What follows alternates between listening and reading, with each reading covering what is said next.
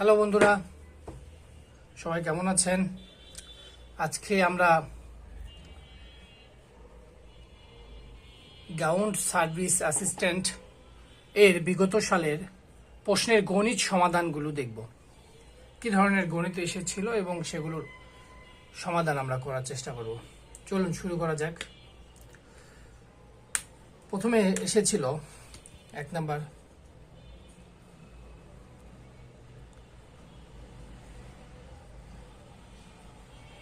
কোন সংখ্যাটি ক্ষুদ্রতর?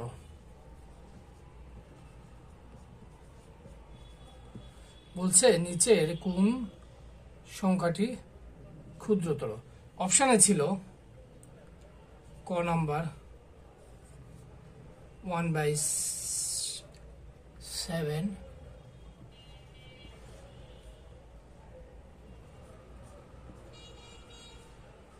ক নাম্বার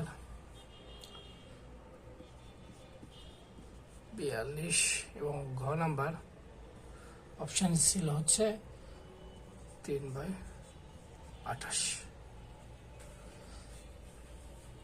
এই ছিল আমাদের অঙ্ক।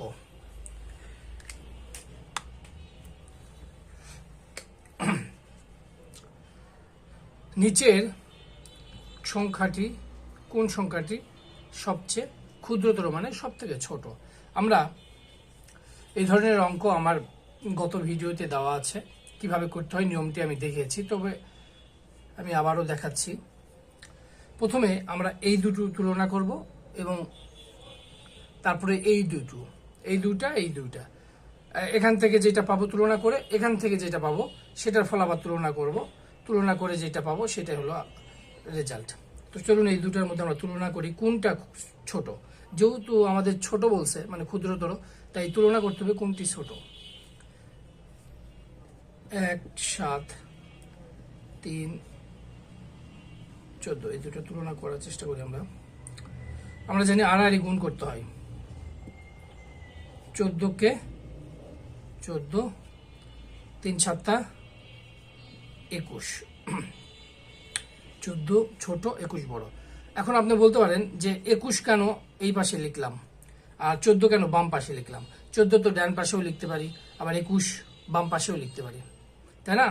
তো দেখুন, আমাদের যে সংখ্যার লবের সাথে আমরা গুণ করব, এই রেজাল্টটা সেই সংখ্যাকে রিপ্রেজেন্ট করে। অর্থাৎ 14 দ্বারা এখানে লব 1 আর এখানে 14, হর হচ্ছে 14 এই পাশে, যেহেতু ক্রস গুণ করতে হয়, এই হরকে আমরা লব দ্বারা গুণ করছি। তো যে লব দ্বারা গুণ করছি এই মানটা সেটাকেই নির্দেশ করে। তো 14 এখানে এই ভগ্নাংশকে আমরা এই জন্য এটা এই পাশে লিখছি, যেহেতু এই ভগ্নাংশ এই পাশে, এই ভগ্নাংশকে এটা রিপ্রেজেন্ট করে, এই জন্য আমরা 14কে বাম পাশে রেখেছি। আর 21 3 7 21, এখানে লব 3 এবং 7 দিয়ে 3কে গুণ করলে 21, যেহেতু 21 বড় 14 ছোট, তার ভগ্নাংশ 14 ছোট মানে 1/7 হচ্ছে ছোট, অর্থাৎ 1/7 আমাদের ছোট ভগ্নাংশ এখান থেকে পেলাম। আর এখন এই দুটির মধ্যে আমরা তুলনা করব। 7 42 3 28, 3 8 28 দিয়ে 7কে গুণ হবে, 42 দিয়ে 3 দ্বারা, মানে আড়াআড়ি গুণ করতে হয়। 28কে 27 56 6, হাতে থাকলো 5, 7 দুগুণ 14 আর 5 19, 196। এখন 42 দ্বারা আমরা গুণ করি 126, যেহেতু 196 থেকে 126 ছোট, তাই আমাদের এটা কি ভগ্নাংশ কোনটা পাবো? এটা 3 28। এখন এটা আড়াআড়ি গুণ হবে আমাদের। 28 1 28, 3 7 21, যেহেতু 28 থেকে 21 ছোট, যেহেতু 21টা কাকে রিপ্রেজেন্ট করে? এই ভগ্নাংশকে, কারণ এখানে লব ছিল 3 দ্বারা 7 গুণ করে 21, তাহলে 21, তাহলে অর্থাৎ উত্তর কত হবে? 3/28। অর্থাৎ কোন ভগ্নাংশ সব থেকে ছোট? উত্তর ঘ। পরের অঙ্কে 2 নম্বরে যাব। 2 নম্বর প্রশ্নটি আমরা দেখি। একটি গাড়ি ঘন্টায় 60 কিলোমিটার বেগে চলে, 3 মিনিট 30 সেকেন্ড অর্থাৎ 3.5 মিনিটে পর কত দূর যাবে? একটি গাড়ি ঘন্টায় 60 কিলোমিটার অর্থাৎ 1 ঘন্টায় সে 60 কিলোমিটার পথ অতিক্রম করতে পারে। এখন বলেছে তাহলে 3 মিনিট 30 সেকেন্ডে কত দূর যাবে? অঙ্কটা আসলে দুইভাবে করতে পারবেন। আমি যেহেতু এটা এমসিকিউ প্রশ্ন, শর্টকাট করে দিই। 1 ঘন্টায়, ঘন্টায় বলতে 1 ঘন্টা, 1 ঘন্টায় 60 কিলোমিটার। তাহলে আমরা কি জানি 1 ঘন্টা সমান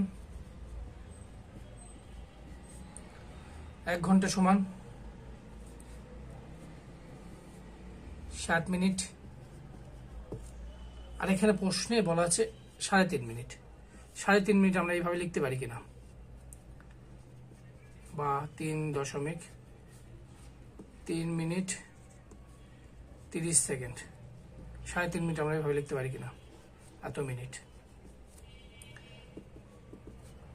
তাহলে 60 মিনিট, 1 ঘন্টা সমান 60 মিনিট। তাহলে 60 মিনিটে যায়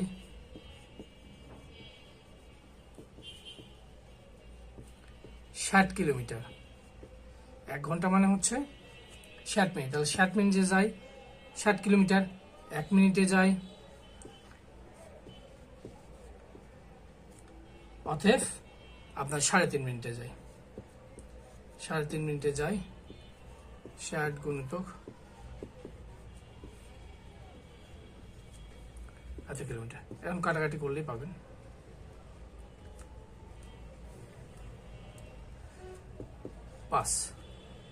কিলোমিটার।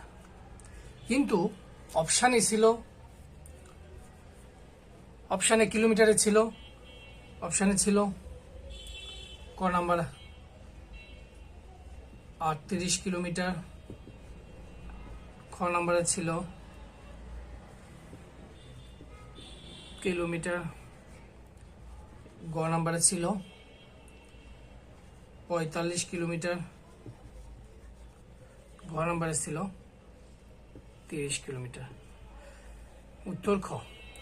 দেখুন এখানে কিলোমিটার দেওয়া ছিল, আমরা পেয়েছি কিলোমিটার, এর জন্য কিলোমিটার উত্তরেও আছে, এর জন্য আমরা কিলোমিটার এটা রেখেছি। যদি উত্তরে মিটার হিসেবে থাকতো, কিলোমিটার না থেকে মিটার হিসেবে থাকতো, তাহলে কি করতেন? কিলোমিটারে প্রকাশ করতে হবে আপনাকে। অর্থাৎ 3.5 কিলোমিটার মানে 1 কিলোমিটার সমান 1000 মিটার। তাহলে 3.5 1 কিলো সমান 1 কিলোমিটার সমান 1000। তাহলে 3.5 সমান কত? 1000 গুণন 3.5 গুণ করলে দাঁড়ায় 3500 মিটার। এইভাবে প্রকাশ করতে হবে আপনাকে। এবার চলুন 3 নম্বর শুরু করা যাক। 3 নম্বর অঙ্ক কি দেখা যাক।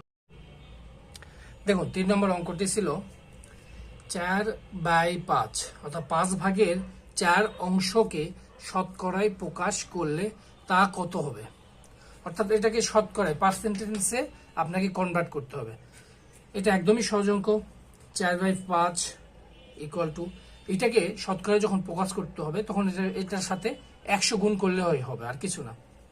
4/5 গুণন 100, 5 দিয়ে এটা যদি আমরা কাটি তাহলে 20, তাহলে 4×20 80, তো 80%। ঘ 80%। ভগ্নাংশকে এইভাবে প্রকাশ করতে হয়, অর্থাৎ ভগ্নাংশকে যদি শতকরায় প্রকাশ করতে হয় তাহলে 100 দ্বারা গুণ করলেই হয়। গুণ করে কাটাকাটি করলে আপনার যেটা উত্তর বের হবে সেটাই পার্সেন্টেজ। চলুন এবার 4 নম্বর দেখা যাক। 4 নম্বর কি?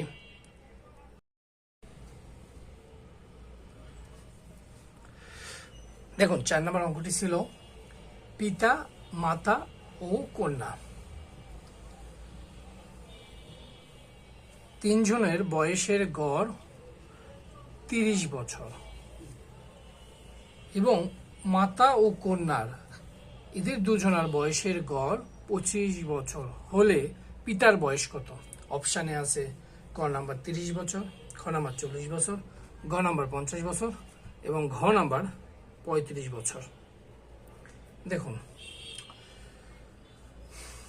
অর্থাৎ 3 জনের বয়স দেওয়া আছে, বয়সের গড় দেওয়া আছে, এবং 2 জনের বয়সের গড় সেপারেট ভাবে দেওয়া আছে।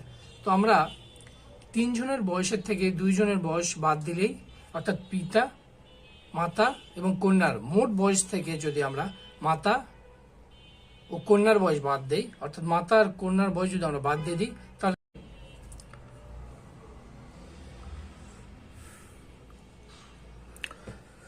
দেখুন অঙ্কটি আরেকবার। পিতা, মাতা ও কন্যার বয়সের গড় 30 বছর, মাতা ও কন্যার বয়সের গড় 25 বছর। পিতার বয়স কত? আমাদের পিতার বয়স বের করতে হবে। অপশান আছে 30 বছর, 40 বছর, 50 বছর এবং 35 বছর। তো আমরা পিতা, মাতা ও কন্যার মোট বয়স থেকে যদি মাতা ও কন্যার এই দুজনের বয়স বাদ দেই, তাহলে আমরা পিতার বয়স পাবো। তো আমরা কি করছি? পিতা, মাতা ও কন্যার মোট বয়স কিভাবে পাবো? গড়কে এই সংখ্যাগুলো 1, 2, 3 কয়জন আছে? 3 জন। 3 জন দ্বারা গুণ করলে আমরা 3 জনের মোট বয়স পাবো। আর মা ও কন্যার মোট বয়সে পাবো আমরা হচ্ছে ওনাদের গড়কে 2 দ্বারা গুণ করলে, যেহেতু 2 জন আছে এই জন্য 2 দ্বারা গুণ, তাহলে 50। আর 90 থেকে আমরা এগুলো বিয়োগ করলে কি পাই? পিতার বয়স কত বছর? 40 বছর। উত্তর কত? 40।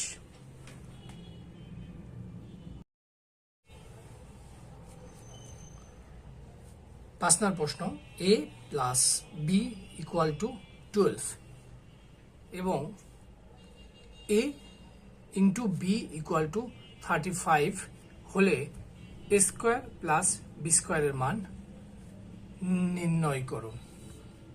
তাহলে আমাদের মান বের করতে হবে a square plus B square. অপশানে আছে ক নাম্বার 214, খ নাম্বার 74, গ নাম্বার 49, গ নাম্বার 24। দেখুন একদম আমরা স্কোয়ার প্লাস বি স্কোয়ারের সূত্র বসেই অঙ্কটা করতে পারি। আমরা জানি square plus B square equal to কত? A plus B whole square minus 2ab।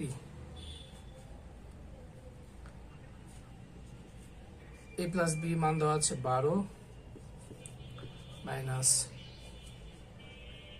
2 গুণন এ বির মান দেওয়া আছে 35। 12কে স্কোয়ার বর্গ করলে কত হয়? 144। আমি কিভাবে বের করতে হয় এগুলো আমি দেখিয়েছি আমার ভিডিওগুলো দেখলে বুঝতে পারবেন। 35 দুগুণ 70, তাহলে 70 থেকে অর্থাৎ 144 থেকে যদি আমরা 70 বাদ দিই তাহলে কত হয়? 74। এটাই হলো উত্তর। উত্তর হলো খ, 74। এরপর আমরা দেখব 6 নাম্বার।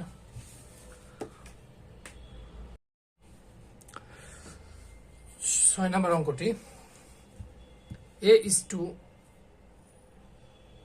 b equal to 2:3 এবং b is to c equal to 6:7 হয়, তবে a is to c বের করতে হবে আমাদের a is to b is to c এই মান থেকে আমরা শুধু কি নেব? a is to c এই মানটি বের করতে হবে। চলুন তাহলে আমরা এই অঙ্কটি করার পদ্ধতি আমি বিস্তারিত ভাবে আমার গত ভিডিওতে দেখিয়েছিলাম অনুপাতের কিভাবে গুণ করতে হয়, রেশিও বের করতে হয়। চলুন এটা এই পদ্ধতিতে আমরা করেছিলাম, অর্থাৎ এখানে এ বি বি সি, এটা গুণ করব,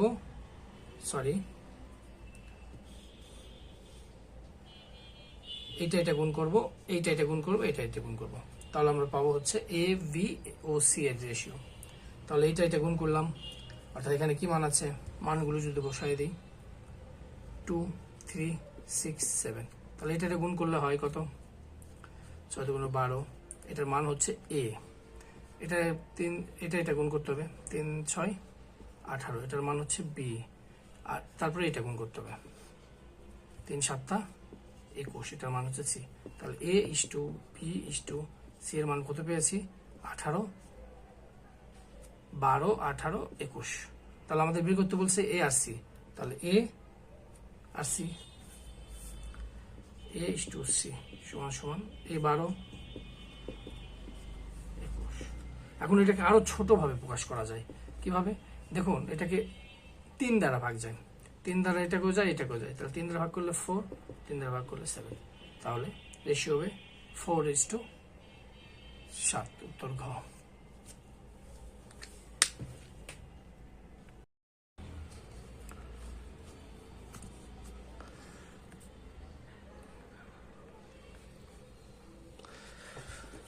দেখুন 7 নম্বর অঙ্কে কি বলেছে? x যদি -1 হয় তবে 3x³ plus 2x² plus x plus 1 সমান কত? অর্থাৎ x সমান সমান যদি -1 হয় তাহলে এর মান কত? তো চলুন x এর জায়গায় আমরা মানগুলো বসায় দিই, x এর মানটা বসায় দিই -1। তো -1 এর 1 এখানে -1 x এর জায়গায় বসায় দিয়েছি। তো -1 এর উপর কিউব মানে হচ্ছে -1 হচ্ছে 3 বার, -1 এর উপরে স্কোয়ার মানে হচ্ছে -1 গুণন -1 দুইটা। আর এখানে মাইনাস প্লাসে মাইনাস, আমরা জানি প্লাস মাইনাসে মাইনাস। এটা ব্র্যাকেট দিয়ে দিলে ভালো হয়।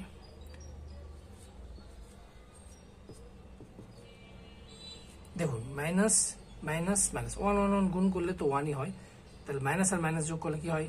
প্লাস হয়। আর প্লাস আর মাইনাসে গুণ করলে কি হয়? মাইনাস হয়। তাহলে মাইনাস দ্বারা 3কে গুণ করলে হয় হচ্ছে -3। আবার ঠিক একইভাবে -1 -1 মাইনাস মাইনাস গুণ করলে কি হয়? প্লাস হয়। প্লাস 1 দ্বারা 1 1 গুণ করলে 1 হয়। তাহলে +1 দ্বারা +2কে গুণ করলে হয় +2। এখানে -1, এখানে মাইনাস আর প্লাসে মাইনাস হয়েছে, এই জন্য 1 কে 1, আর এখানে প্লাস। তাহলে আমরা যোগগুলো করি 1 -4 আর -1, তাহলে -4 +2 +1 +3। উত্তর -1। উত্তর হবে -1। উত্তর -1। অপশন যেটা থাকবে, অপশানে ছিল হচ্ছে -5 -1 +1 -1 +1 and 3। তাহলে আমাদের উত্তর -1, এটাই অ্যান্সার। দেখুন 8 নম্বর প্রশ্নে বলেছে x + 2y = 7 এবং 2x - 3y = 0 হলে x ও y এর মান কত? আমাদের x ও y এর মান বের করতে হবে। এখানে 4টি অপশান দেওয়া আছে। আমরা চাইলে অপশান টেস্ট করেও বের করতে পারি, কিন্তু আমরা অঙ্ক করেই শিখব, যাতে পরবর্তীতে যে কোনো অঙ্ক করতে আপনার সুবিধা হয়। আমরা ডাইরেক্ট করার চেষ্টা করব। এটাকে ধরলাম 1 নং সমীকরণ, এটাকে 2 নং সমীকরণ।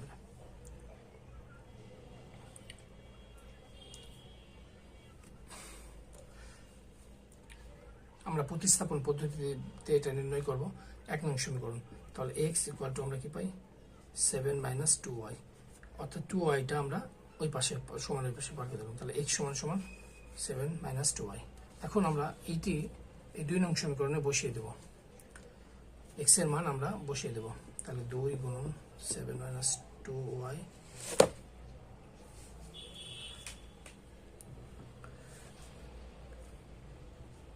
-3y = 0।